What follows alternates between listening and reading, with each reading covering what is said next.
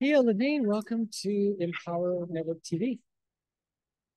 Thank you. Nice to be here.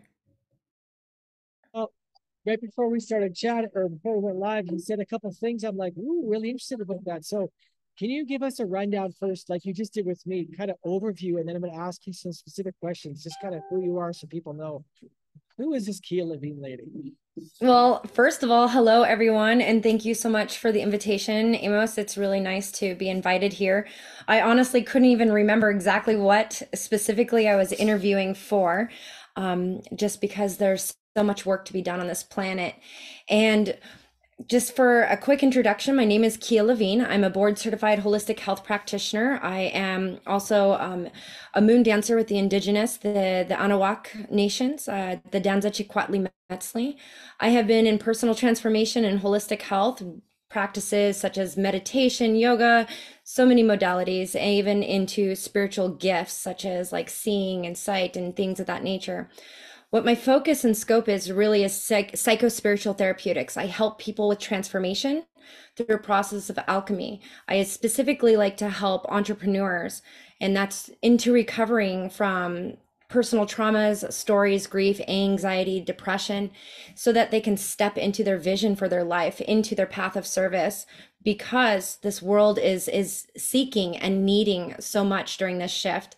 And it's really an exciting time to be alive, and it's sometimes dense and it's sometimes beautiful, and I really love what I get to do and help clients and people. I also work again in the spiritual ways with ceremony and theogenic medicine. So I've worked in both North and South America for the last 10 years, moving um, with different tribes and sharing entheogenic medicine for healing.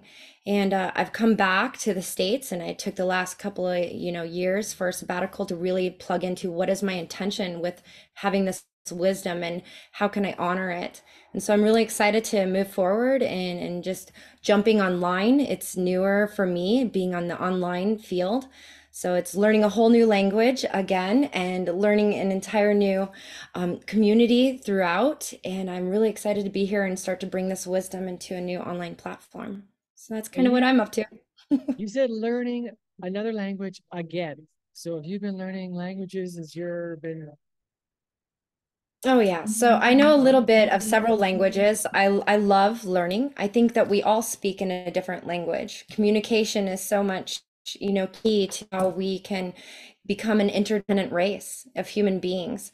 And whether that's a spiritual language, whether it's a deep wisdom of ancient languages, whether it's different dialects and languages of like Spanish and Italian and French and German and sign language even, but also the language of the heart. Like, what is a person really saying beyond their words? Sometimes people will say, yeah, I'm having a great time, but inside they're struggling. And how can we begin to open up our aperture to really communicate in a way that's the truth, the authentic truth from the heart? So language is one of my most favorite things to teach in the stuff that I do. So thank you for asking that. Well, these cultures you're working with, you're like they have some old ancient. Can you just talk about what you've learned by working with them? So I grew up Lakota Nations, the Cheyenne River Sioux, part of the family out there in North Dakota. And I spent some time, learning from the medicine man, Leon Red Dog. He's passed now. And learning from him and from Kate and my Lakota teachers, that was the beginning of my path. Also working with the ceremonial aspects and sweat lodge and carrying a chanupa and doing and going to Sundance and seeing the different ways that women do medicine and women work and healing and different things of that nature and learning the histories. It's a complete different thing than men learn. From there, being gifted to learn from Peruvian teachers, the Quechua tribe down in the South America and also the Anahuac nations and the Mexica, deeply in Acasingo and Pueblo and out in near Tulum, and just getting to sit with these teachers and learn. I've been in apprenticeship as a moon dancer for the last 4 years. The Anahuac nations, the wisdom that I've gained is really about what I choose to carry it forward is the language of nature. wisdom is found in nature. And if we look to nature that has the coding of all the answers, the wisdom that we are, right? We all have seasons, we have a cyclical nature, we have rhythm, we have feelings, we're all interrelated, and not one is better than the other. There's different feels from people. Some people are water, some people are fire, some people are earth, some people are air. And when you look at the elements, the nature, it doesn't lie. And to me, I take forward that it's the greatest teacher, outside of like God, creator, but it's one of the greatest teachers because it doesn't lie. It just is. It's always consistent. It doesn't wrap you a story. It doesn't enroll you. It creates relationship. And to me, it shows us everything, how we get to be as human beings, open, flowing, ground rooted, excited, expansive, full capacity. What our potential is as a human being is found in these answers there. So we all have seasons, we all have cycles, and our earth is going through a huge one right now. And I feel deeply that, medicines became very popular for a while on the earth. Everyone was talking about ayahuasca and kambo and bufo and all these medicines. And even in my experience of having a heavy wave of people seeking these medicines for an answer, I would teach that they're not the answer, they're a door. They're a doorway. And just like the seasons show us, there is a season of blooming. And the medicines were released by these ancient tribe keepers, the medicine keepers, the guardians, for us for this time for a reason. I mean, they've kept it secret for so long. And I would ask the elders, why is it now? And it's because the world's sick. It is time for that flower to permeate the world with medicine. And the point is not that the medicines are the answer. It's to remind us that we are flesh and blood made of the very elements of nature. We too are nature. So when we look at our own blooming, it is our time. The medicines were there to open that door for us in our consciousness to realize that we're interconnected. One of us hurts, we all hurt. One of us is failing, we're all failing. One of us is killing themselves, we're all killing ourselves. And how can we bring life, more love, more compassion, more mercy, more grace, and flow and ease and peace in a time that is very volatile, right? Nature brings balance. Wolves bring balance to an entire ecosystem. And if we look at wolves, how can we bring our wolfy nature, our tribal mentality, our pack mentality as a gift to our whole system, our whole society? How can we be in harmony with the 7 nations, the plant nations, the feathered, the furred, the finned, right? The 2-legged. We have all these opportunities for relationship, and it's the disconnect that has been the great sickness. We're all fighting for our own identity, which is literally just fighting to be separate, when we're not seeking out how do we relate. Pain is pain, grief is grief, anxiety is anxiety, and we experience these things in solidarity. It's not based on sex, it's not based on religion, it's not based on race. Pain is pain, loss is loss. And if we as human beings are here in this from an eternity, I don't know, I don't have all the answers, right? But if we're here as this eternal creature experiencing immortal life, wouldn't it make sense that everything here is the experience of death and loss and mortality and quantifiable experiences? And how can we hold each other in that? How can we speak the language of each other, that this isolation is what is killing us? The seeking of identity that is outside or fought for is killing us as a complete race. And so it's really incredible time to bring language, to bring a new language to ourselves, to civilization. What does it mean to ask permission? What does it mean to share? What does it mean to really bloom or root down or be grounded? And so I hope to share some of that wisdom. And yeah, let's game on, get your business going. Your path of service is so important, to share your heart, to express yourself. I believe it's entrepreneurs that are spiritual warriors of our time, that through pursuing your own gifts, through pursuing sharing yourself, your offerings and your heart, then we are dismantling the corporate structures that have been, consuming. Like a caterpillar that consumes in the garden, there's a time for consumption, and then there's a time for cocooning. and there's a time for flight, right? And we're in that cocooning stage where we get to, as entrepreneurs, redefine everything. We get to create. Entrepreneurs are leading the way, and instead of looking for answers outside, look to nature to guide, and look to your heart and your relationship with the creator. Look at the relationship with your authenticity. And when you can show up authentic, you can speak truth, then we can share it with everyone and encourage one another to go to places we haven't before, to create newness of life, to expand wings like the butterfly and lift off of this earthly life and be in a new realm, a new dimension. Whatever language that we're using with these terms of quantum science and neuroscience and spirituality, like it's all the same. We're all looking for the shift. We're ready for it.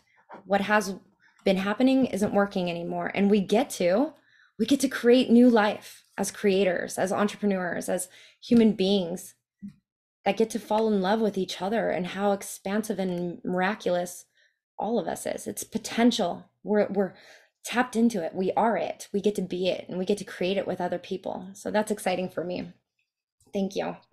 Wow, keep going.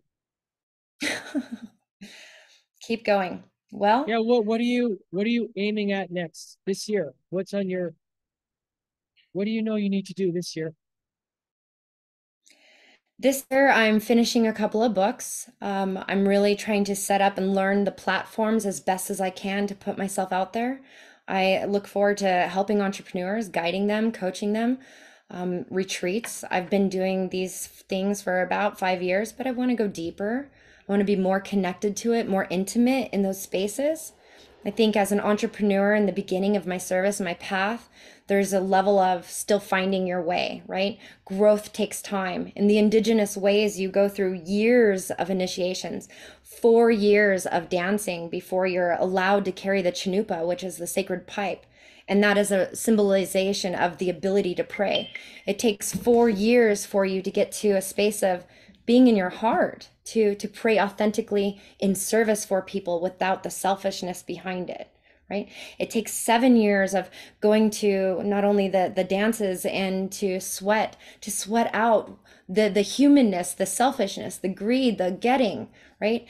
And to be able to be in a space of service, to expand your capacity, your energy, your love, your heart, and an openness. And I don't mean this to sound so spiritual and woo, but when you can begin to feel the earth beneath you, you can feel and sense the person that you see in front of you, sense their entire life. There's a different capacity of your ability, a power to pray for them that causes impact.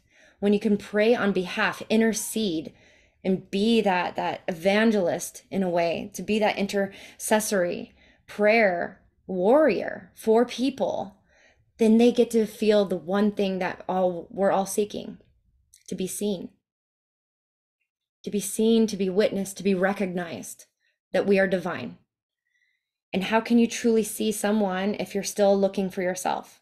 So the expanse of time, my intention is to really plug into my intention to get just so authentic, call myself out on all my bullshit, right? Sorry, I don't know if I could say that, but we have it. We have lie. We have lie for ourselves. We have lie, and that's to me the great enemy. Find it all, be willing to go to that the shadows within you and look at it in the face, and not hate it, not hate your your shadows, not hate these things, but look at them as an opportunity for growth, as like, oh my gosh, I caught myself lying, I caught myself inflating that, I caught myself doing this. Let me own it, let me recognize it, because we're all doing it. And the more that we do it, we give permission to each other to like be open, to be authentic, to be honest.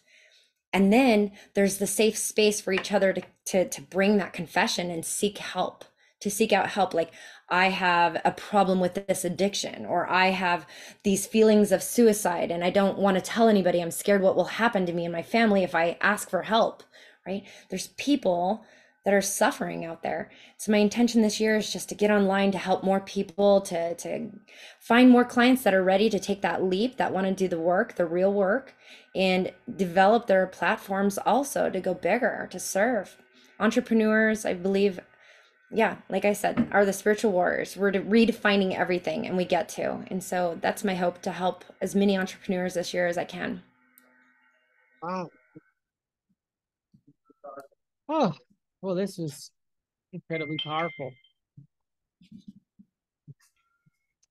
What are you Um, feeling right just thankful. Thankful you're here. It's like an open mic. We've turned you loose and we're just listening and it's beautiful. So I'm thrilled with what you're sharing. Yeah, I'm so proud of you, Amos. I get to follow you and watch what you're doing just every day, just showing up, like making interviews with different people. People are interesting. People are incredible, right? And when you get to serve in ceremony, that was what really, really opened my heart was when people would come to a medicine ceremony. Their intentions were so beautiful. Their intentions were so beautiful. And it was this longing like, I have this burden. I've done this bad thing in life and I can't forgive myself. I want more love. I want to give more love. I want to expand. I want to be more conscious. How do I do that? Like, let's ask the medicine. Let's go into that. And when I got to see the intentions of people, like people are beautiful. Yeah, we all have darkness. We all have light, and we have a complete spectrum in between. And to put anyone in any box or classification is just a limitation. And watching you interview all these people, I hope that you're experiencing that with how incredible people are, right? And how diverse we get to be. And all of it is for the growth. The flower is just as important as the tree, is just as important as the blade of grass, is just as important as the rock, is just as important as the stream flowing by, is just as important as the dung that dropped from the cow, the manure, the crap that's sitting on the earth. All of it gets to be holy. And if we use words like sacred and holy, perhaps we can eliminate the classifications of good, bad, right, wrong, up, down. I apologize for my phone. Apparently, I'm wanted right now. Um, so yeah, I think that I don't think I feel, and that's what drew me to your site. Just your excitement to share and continue on the path. You know, I look forward to hearing your intentions. What is it that you're doing? What is it? What is the big mission behind all your interviewing and your expansion? I know a part of it. I was told initially just to interview people, get their stories out there. And by doing that, I stumbled upon some things that changed my life. I've interviewed, I think, over 400 people now in the last almost 13 months. We're almost 13 months old. And just sitting in these interviews it's been like therapy. I've literally been in therapy on average one day or 1 point something times a day, every day, and it's changed my life. And so I just knew I was supposed to serve people. I didn't know where it would take me. And there's a bunch of things in motion and there's a bunch more coming, but it's so exciting. And I should tell you, I did a ceremony. I did MDMA and it changed my life because of how God showed up to me through that experience and taught me things and opened my heart in ways that never had opened before. And I was always so, ooh, I don't, get away from me, darkness, all that stuff. And actually, it was God that told me to do it. I felt so led that I fought it for like 4 days in Calgary. I'm like, are you kidding me? I don't drugs, I don't drink, I don't do none of that stuff. It was outside my box, and I felt God pulling me in, and I'm so glad I did it because it opened up my heart, healed some stuff. I and then there's been a bunch of things since, and they were always outside my box, and now I go. When you said everything is holy, I I wasn't raised thinking that. I was raised thinking there's a lot of black and white, and there's a lot of stay in the safety of the pen. It's all dark. It's all, and the more I go outside, the more I see God, that wonderful spirit in everything, even if it's imperfect. It permeates everything. And if I have eyes to see it, I'll be blessed. And that is what has shocked me most in this journey. I love that so much. That's it. Like, if we're truly, and this is coming from, the ministry, right?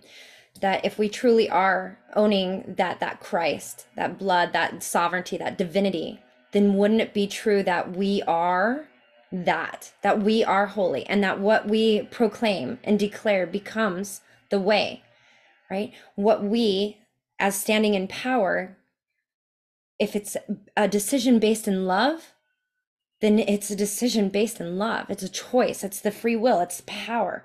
But when we're making choices based on fear, it's because of a fear. It's got a power over us. And I know that for much of my life, my biggest fear was the fear of losing God's love if I went outside of that box. If I did something wrong, would God abandon me? Would God, leave me? And what I know to be true of God now is that there is nothing that is not God. And when I start thinking that there's nothing or something that's not God or that's not holy, I get humbly reminded to question myself. Who am I to put judgment? Who am I to say? I'm just a human. I just get to participate in this big unfolding, this story, this beautiful grand picture that's performing out like a play. And who am I to say who is holy and who is not? That who's got it wrong and who is not? From what I understand of the Bible, it says we're meant to love each other and love God. Like that's it. Like it's so simple that it's so hard for our like you said, the polarity, right? The right hemisphere, the left hemisphere, the two dyads are like the polarity issues, right? The blending is that stem, that reaching down, that path into the heart. The path in the indigenous ways is called the red road. This is the spiritually awakened path of those that are the medicine people and guardians.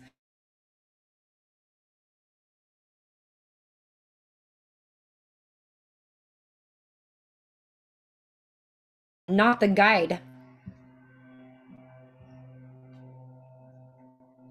Oh, you're on mute. I think I just lost you for a second. The spiritual path and the medicine, and then for about 5 seconds I lost you.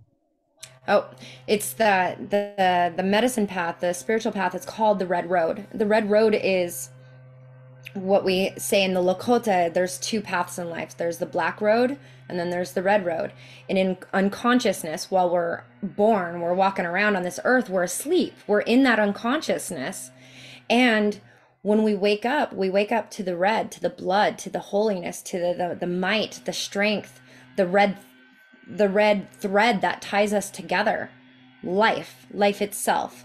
Life bleeds, bleeds in and of us and outside of us when we spill it, right? That life is just life, good, bad. And when we follow the red road and we practice these ways of opening up through sweat, through prayer, through meditation, through all the things, right? We find a place where we get back into our authentic space, what we really want, what our true voice means, right?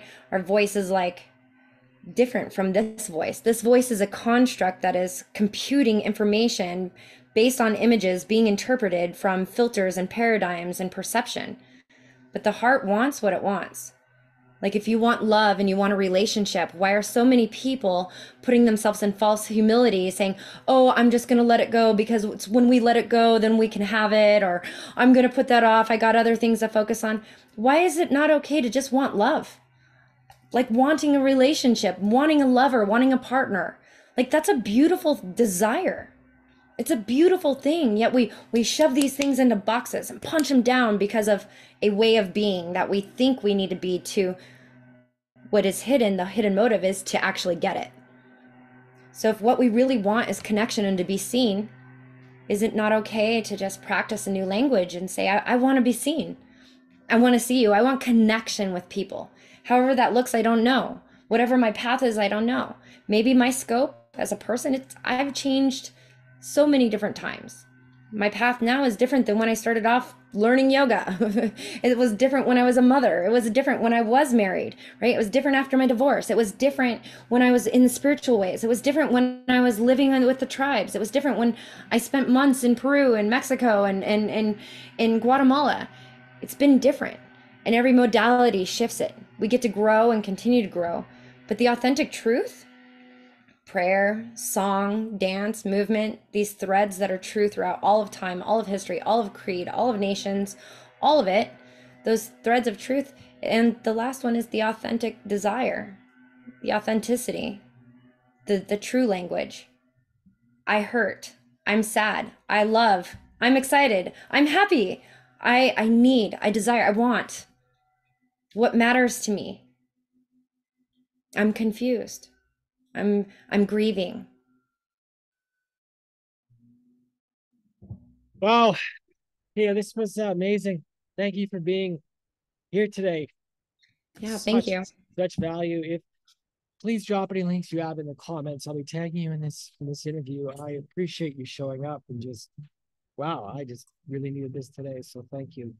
This is why I do this is to let people such as yourself just to pour out the wisdom you've learned and the nuggets, the pain, the joy, the lessons, and all, so that we can take new thoughts and then apply them to our lives, or at very least consider them.